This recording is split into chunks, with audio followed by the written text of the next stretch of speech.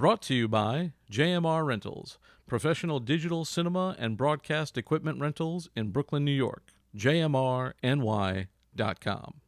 And now get 15% off your first rental when you use the promo code WEEKEND. Call 347-721-3400 or email info@jmrny.com for details.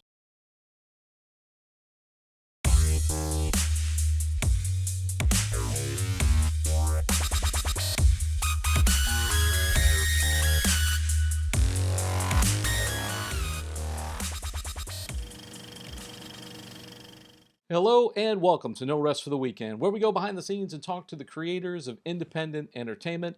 I'm Jason Godbey, and today on the program, we have the directing team behind the documentary Queens of Pain, Amy Winston and Cassie Hay. Welcome, guys. Thanks for Hi, having thanks. us. Yeah, thank you. It's great to have you. Now, you guys are not you're normally New Yorkers, right? But you're not here. We're ex-New Yorkers, but we were both there for a while and dearly miss it. And we had a great time coming back recently for the Brooklyn Film Festival. It's great to be back. Very cool. That's how we learned about you guys, and of course, our one of our reviewers, Bill Hammond, gives you guys a great review. Love the movie. We're going to talk about the movie in a second, but first, I want to kind of talk to you guys about you. So, how did you get together? How did you come to direct? Well, fully admit, Cassie and I are sisters. That's how we got together, starting in the 80s and 90s with our mom's camcorder. No, but we grew up in a pretty rural town in North Texas, and we had no cable, and we lived near a Blockbuster, and we had a camcorder. So we watched a lot of movies, then we made our own movies, and that kind of is what started us down this path. And then Cass, I'll let you give a little bit more about your professional background. So I think Amy was pretty generous saying that I think I kind of forced her into service to act in my my movies as a kid. But then I went on to film school in New York at NYU and have worked in film and television for about 20 years and had done a documentary previously and then we had been searching for a project in the wake of Me Too, something that would be uplifting about women. We said, God, it's such a bummer. We would really like to see a story about women lifting each other up. And it was Amy who pointed out, well, remember, all those years you were in New York, you skated with this really incredible group of strong women. Why wouldn't we go talk to them? And so we were really grateful that they opened their doors, and that's really how we came to this project. For those who are uninitiated, Queens of Pain, give me like a little Hollywood log line so that people know what the movie's about. Because it sounds like, well, it could be a number of things, but you said Yeah.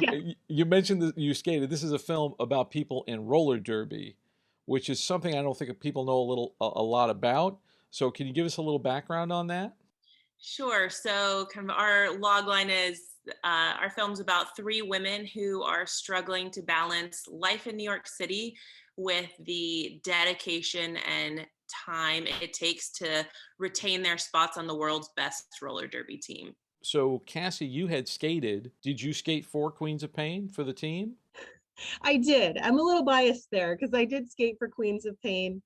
Um, and it's got a fun theme, um, which is it's vaguely S&M themed. But um, I had really joined in 2006, and then as the popularity of roller derby took off, then when there was a Drew Barrymore film, Whip It, I was involved with the league and dressed up as this Girl Scout and skated behind her on the plaza when she was on, I think, the Today Show. So it's fun to kind of bring it full circle. And Amy didn't skate, although we came up with a great derby name for her. So there's still time. I think still hope. Aims to Kill. So, in the film, you've got like these three different protagonists, right? Were these people you knew from before, or was it kind of like, were they what was it? How did you go about getting them to be in the film? One of our skaters is Susie Hot Rod, who's internationally known. She's a real rock star in the sport. She was in the ESPN Bodies issue. And she happened to be my captain when I was on the Queens of Pain. So that was our departure point. But we really quickly realized we didn't want it to just be the Susie show, because there's so many different women that come into this sport and so many great stories. So I'll toss it over to Amy about how we found our other two skaters. We originally had this idea to just show Susie, and then we started talking to the league, and their head of PR at the time is Eva Mccloskey, or Eva Licious, who is our second main subject in the film. And talking to her, we heard she just had a kind of challenging C-section after a surprise pregnancy. And a lot of women who play derby, when they have a child, they need to take a break. She didn't want to do that. She had played for 14 seasons and really wanted to skate for 15 and kind of leave when she was ready to leave, not because something happened that was out of her control in this instance. And she was willing to let us follow her with our crew when I think we started filming with her when her son was 3 months. And so we had two women, and rule of three, we wanted to round out our characters, and we also were looking for a rookie, someone that the audience could relate to, someone who was just entering this world of roller derby. And so we talked to people in the league, asked, are there any rookies that you think would be great for this? Anyone who has a unique story? And we were introduced to Elizabeth Kearney, who is Captain Smack Sparrow, and she grew up just around the corner from the Gotham crash pad or practice space. And she had a lot of interesting things going on in her life at the time. She was kind of working on her body after having major weight loss surgery and losing a lot of weight. She was juggling life with a new fiance who was working in Atlanta, so traveling back and forth. And then she also has a daughter that she was taking care of, kind of balancing all these things, getting ready for a wedding, working on her body, trying to find her own path within this roller derby world. And she's just a lovely, open, authentic person. And so we just decided to follow her story, and she was gracious enough to let us. That's awesome. I'm just picturing, you guys trying to make this movie. So you've got your star, your experienced vet. Then you've got one woman with like a baby in one hand, and she's knocking down opponents with the other. And then you've got this newlywed who's trying to get all this stuff together. Bill mentioned in his review, we talked about it on the show in our recap of Brooklyn Film Festival, how it's this balancing act for all these different people.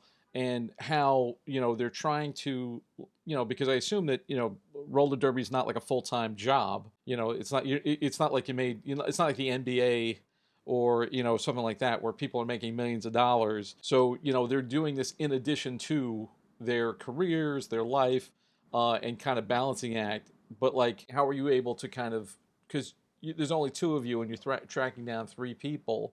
So can you talk a little bit about the challenge of balancing all that? I think one of the great things is, out of necessity, necessity is the mother of invention, right? So we had to get really organized with our shoots and hyper-focused. And Amy and I both come from a writing background. And so we really would digest all of our footage and do a paper edit, and then go back and be really economical about what we would capture, but also, I think lived the no sleep till Brooklyn sentimentality, because we would go into town and just film straight through the weekend. Just wanted to add that at the time of filming, which was spring and summer of 2018, we were in completely different parts of the country. We're filming in New York. I was living in San Francisco at the time. Cassie was in Austin. a lot of our crew was in either San Francisco or New York. So like Cassie said, we all had our regular day jobs. We would fly in on a red eye Thursday night, film Friday, Saturday, Sunday, take a red eye back home Sunday night, and go back to our day jobs again. So, yeah, the process of being really calculated with our shoots, staying in touch frequently with all of our subjects about what was going on in their lives, what they'd be willing to let us film. That was our plan. And then kind of the backbone that we decided early on was that we were just going to follow Susie's games. So that we would go into New York whenever she had a game to play and film those. And then when we were there and we weren't filming the game, we'd be filming all of these other things happening in our subjects' lives. How long is this process? Are you guys doing this for like a few months, a few years? Like, how long is this taking? Yeah, I think, I was very ambitious with the filming schedule because I come from a television production background. So I was like, yeah, of course we can knock this out in a few months. But, of course, it did stretch a little bit longer than that. But I will say we covered one season, which was about March until November of skating. The championships are in the fall. And then it took us about a year and a half to edit. I mean, we had a little bit of a COVID disruption and a life disruption in there. But yeah, I think we were excited about kind of keeping the editing process fresh and immediate too. So we really were able to kind of capture a year in the life, and that was really important to us too. So that also kind of dictated our shooting schedule. But also, I don't know, my husband did accuse me of this all being a very elaborate ruse to just hang out in New York again. Did you guys find the story as you went, or did you kind of know what it was going to be once you had that? Okay, we got the championship here, so we know we're gonna clock these games when she's playing, and then at the end we'll see if they get into the big one, that will be our ending. Or was it like that just kind of happened organically? Yes and no. I would say both. We had an idea of how we thought the season would play out based on their stats going in, and everything we'd heard. We kind of did a little homework of sleuthing amongst the teams of who we thought would do better or worse. But the great thing about it is it's sports and it's real, and a roller derby isn't staged. So in fact, and not to spoil the film, but it turned out differently than we planned, and I think it made the story better for it. Something that we focused early on was that it's a sports movie, but it's not necessarily about the one team or one athlete. It's really about the women and their lives. So fortunately, structuring it that way, the games were less of a plot point and more of kind of a time marker, marking the passage of time and how these women are tracking on their individual kind of pursuits that they're trying to achieve by the end of the film. So I think that was helpful. And then, yeah, I think we talked to all of our subjects at the beginning. We knew what was on their mind, what was important in their life, what they were kind of striving for over the season. But that definitely changed with certain characters. And, it was a little bit of luck, a lot of planning, but I think it worked out. I mean, ultimately, it's like when you follow a team or something like that, you hope they make it to the big one, and you hope they get through the playoffs, because that's you're gonna either have like a bummer of an ending or like an uplifting ending. But ultimately, if it's about the people and what they go through, then it's a little bit more personal, and then you don't have to like rely so much, I guess, on what the sport is doing, even though the sport is a cool backdrop. And I think a movie like this could bring to light something that people don't know too much about. I think it's a little bit of an obscure. I've never seen this on like ESPN or anything like that. But I don't watch a lot of sports, so maybe it's all over the place, and I just don't know. Was that kind of the goal? Did you want to was there anything you wanted to bring to light about the sport, or was it just like these are three interesting people and this is what they happen to do? Yeah, I think you hit a couple great points there. One is that we really aim to make a movie about women set against the backdrop of roller derby, and it's about people and their stories and not about the sport, because the sport's pretty can be confusing at times. But I was really inspired by Paris is Burning. I don't know the rules of voguing, but I still love watching that film. um, at the same time, Amy was on a panel at South by Southwest about kind of what is the chicken or the egg, right? So women's sports coverage there, it actually, I'm going to give this right to you, Amy, because you said it so succinctly in the panel. Sure. It's a question of, do people not watch women's sports because it's not interesting and that's why you don't see it very much? Or is it because whoever's in charge thinks it's not interesting, thinks people won't watch it, they don't dedicate the same resources, they don't tell the stories the same way, they don't get people excited the way that they cover football, basketball, baseball to death? And I think something interesting that is kind of fortuitous that our film is coming out while this is happening, but people are watching women's sports more. Definitely over the pandemic. ESPN just announced this spring that they've decided to show more women's sports. Obviously, US women's soccer viewership's up 500%, NCAA up 50%. There's all of this data to show that people are interested in women's sports, and I hope we can just add to that conversation that these women are out there, they're playing sports, their stories are just as interesting if they're treated with respect and covered the right way. And to circle back to something you said earlier, that it's not a job, what's interesting is these women spend as much time as a job. So these women are skating up to 5 nights a week, 3 hours a day for no pay. So they're really doing it out of love, but it's definitely not a low time commitment. And for New York, it's really paid off. They are the winningest team in the world. There are 400 leagues, Amy, in the world now, all over in every continent. Beijing has a team, Australia's killer, and New York consistently leads that pack. So we're really excited for people to see these amazing athletes and women. And it's really also, the fourth character is New York City. So it's fun to watch that too. It's a little bit of a love letter to New York too. Yeah, I'm a sucker for New York movies, just because I live here. But it's also, there's no place like here for anything. With this, so these guys, they don't make any money doing this? No, they actually pay dues, I believe. They volunteer their time on top of practice. So they practice, they do scrimmages. They also, when they're not playing in a bout or a game, they're setting it up, they're working it, they're selling merchandise, they're selling beer. So it really is full-time dedication. And as someone who hasn't played derby, that's something that I wanted to find out in this filmmaking process, is why are these women dedicating so much time to something like this? And I think